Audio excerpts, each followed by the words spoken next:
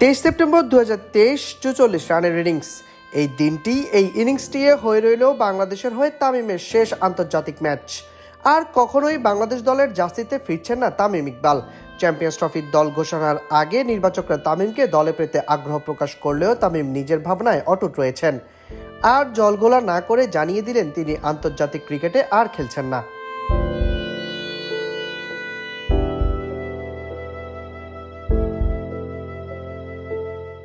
তামিমকে নিয়ে সাম্প্রতিক সময়ে বেশ নাটকীয় হলেও তার যুক্তি তিনি কাউকে ঝুলিয়ে রাখেননি। তামিমের ভাষায়, আন্তর্জাতিক ক্রিকেট থেকে দূরে আছি অনেকদিন ধরেই, সেই দূরত্ব আর গুচবে না। আন্তর্জাতিক ক্রিকেটে আমার অধ্যায় শেষ।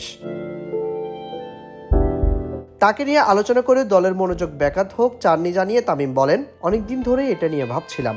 এখন যেহেতু সামনে চ্যাম্পিয়ন্স ট্রফির মতো বড় একটি আসর আছে, আমি চাই না আমাকে ঘিরে আবার আলোচনা হোক এবং দলের মনোযোগ ব্যাহত হোক। তামিম অবশ্য অবসরের ইঙ্গিত আগেই দিয়েছিলেন, এমনটি দাবি করে লিখেছেন, এটা অবশ্য আগেও চাইনি বলেই অনেক আগেই নিজেকে বিসিবির কেন্দ্রীয় চুক্তি থেকে সরিয়ে নিয়েছি। যদিও অনেকেই বলেছেন অনেক সময় মিডিয়াতে এসেছে আমি নাকি ব্যাপারটি ঝুলিয়ে রেখেছি, কিন্তু বিসিবির কোনো ধরনের চুক্তি যে নেই। 1 বছরের বেশি সময় আগে যে নিজ থেকে সরে দাঁড়িয়েছি তাকে পরিকল্পনা রাখা বা তাকে নিয়ে আলোচনার তো কিছু নেই।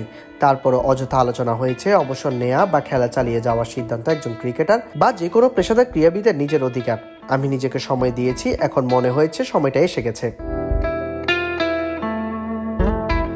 নির্বাচক প্যানেলের মতো অধিনায়কও তামিমকে অনুরোধ করেছেন ফিরতে, তবে কেন ফিরলেন না তা ব্যাখ্যা করে তামিম জানান, অধিনায়ক নাজমুল হোসেন শান্ত আন্তরিকভাবে আমাকে ফেরার জন্য বলেছেন।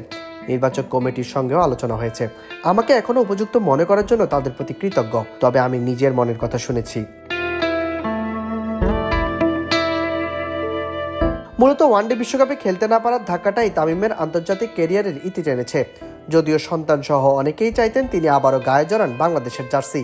তামিমের ভাষ্য, 2023 বিশ্বকাপের আগে যা হয়েছে আমার জন্য বড় একটি ধাক্কা ছিল। যেহেতু ক্রিকেটীয় কারণে আমি দলের বাইরে যাইনি, তারপরও আমি যেখানে গিয়েছি ক্রিকেট ভক্তদের অনেকেই বলেছেন আমাকে আবার জাতীয় দলে দেখতে চান। তাদের ভালোবাসার কথা ভেবেছি আমি।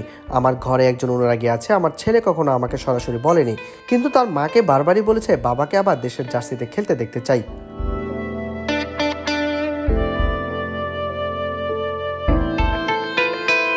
ভক্তদের প্রতি দুঃখ প্রকাশ করে তামিম পরিশেষে লিখেছেন, ভক্তদের হতাশ করার জন্য আমি দুঃখিত।